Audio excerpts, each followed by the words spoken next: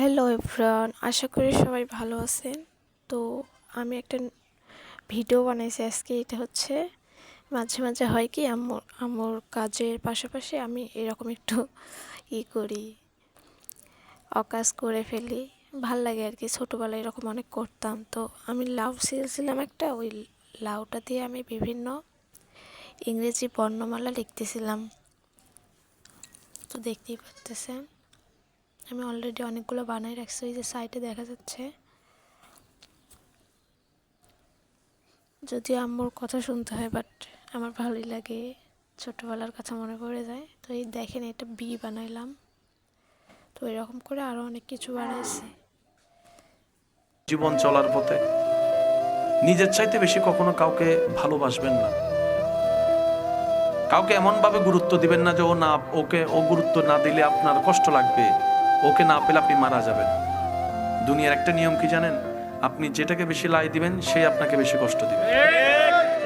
যেটাকে আপনি পাওয়ার বেশি চেষ্টা করবেন সেটাই হাত থেকে দূরে সরে যাবে।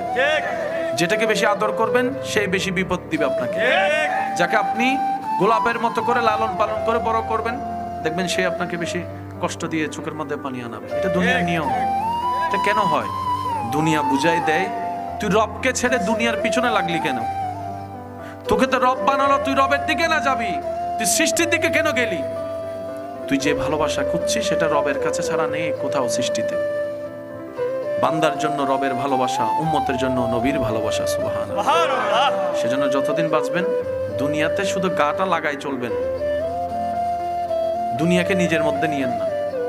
কারণ আপনি কান্না করলেও হায়াত চলে যাবে, হাসলেও হায়াত চলে যাবে। তো কান্না করে সময় নষ্ট করার কোনো দরকার। তো অলরেডি আমি বানিয়ে ফেলছি অনেকটা।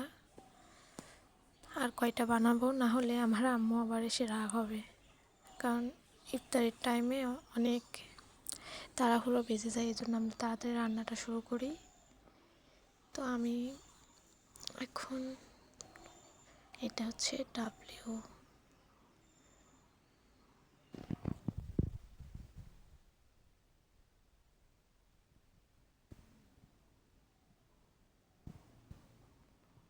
দেখুন, এটা হচ্ছে এল।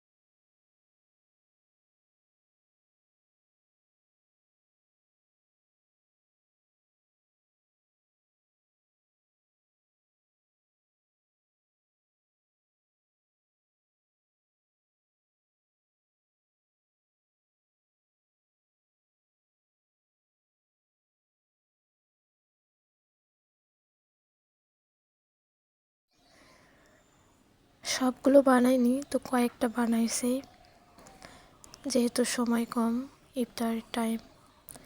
লাউয়ের ছাল দিয়ে এগুলো আমি বানাইছি। আপনাদের জান্না কেমন লাগছে? ভিডিওটি ভালো লাগলে লাইক, কমেন্ট, সাবস্ক্রাইব করবেন। ধন্যবাদ।